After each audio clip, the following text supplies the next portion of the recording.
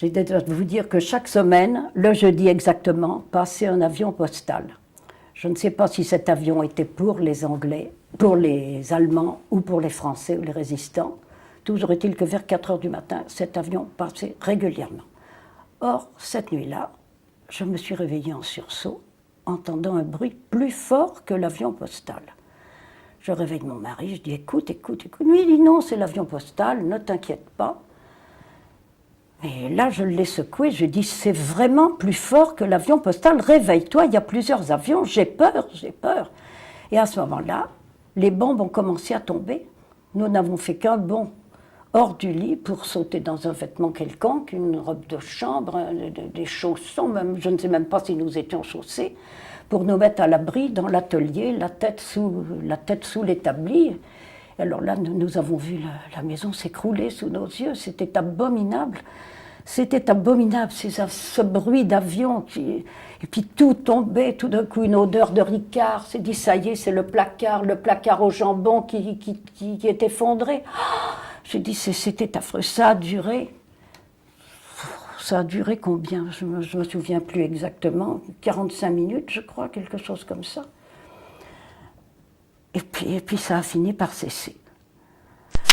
Alors, entre-temps, mon mari a retrouvé une lanterne qu'il a allumée, cette lanterne que nous avons retrouvée par la suite et que j'ai conservée précieusement.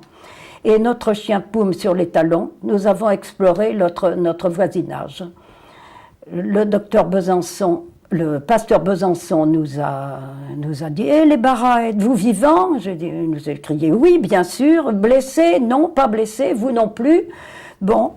Il nous a donné un vieux par-dessus qu'il avait retrouvé fendu du haut en bas et que par la suite nous avons rafistolé avec des épingles. Et mon mari était très élégant, vêtu de ce manteau de pasteur fendu dans le dos. Mais enfin, ça protégeait du froid, il faisait quand même -5 à ce moment-là.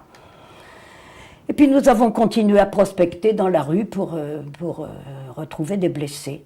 Entre parenthèses, Madame de la Falaise, une dame qui était très bien connue dans la rue, et qui était morte entre 2 Allemands, enterrée jusqu'au cou, pauvre femme. Puis nous sommes descendus un peu plus bas, et là nous avons retrouvé nous avons retrouvé Monsieur Fradin, en fait, un monsieur qui était peintre, non pas peintre, encadreur ou quelque chose comme ça. Et avec lui nous avons continué d'aider dans le voisinage les personnes qui étaient blessées, au coin de la rue Pierre-Jonin et de Foncillon, au premier étage. Nous sommes montés à une échelle qui n'atteignait pas d'ailleurs le premier. Il a fallu m'aider parce que je crains les vertiges. Et pendant que les 2 hommes ont soulevé une poutre qui était en travers des reins de cette femme, moi je l'ai tirée pour qu'elle soit abritée. Elle n'était pas trop blessée, je crois, et son chien mort à côté d'elle. Puis à ce moment-là, qu'est-ce que l'on a entendu? Les avions qui revenaient, Royan qui s'encerclait d'un cercle lumineux. On a dit, ça y est, ils reviennent, ils recommencent. Et nous étions affolés, nous avons dégringolé cet escalier à toute allure, cette échelle plutôt que l'escalier. Et puis, nous avons cherché un abri. La pauvre femme que nous avons abandonnée a vu le feu d'artifice, puisqu'elle n'a pas été tuée. Mais elle a dû passer un mauvais moment de terreur. Ça, je la plains encore. Et puis, nous avons cherché un abri que nous avons trouvé, traversé une maison, une petite maison, un jardin. Effectivement, là, il y avait un abri, mais qui était déjà complètement plein. Nous sommes restés derrière. Et puis nous avons vu tomber les bombes. Les éclats nous tombaient tout autour de nous, à quelques centimètres. Nous n'avons pas été touchés.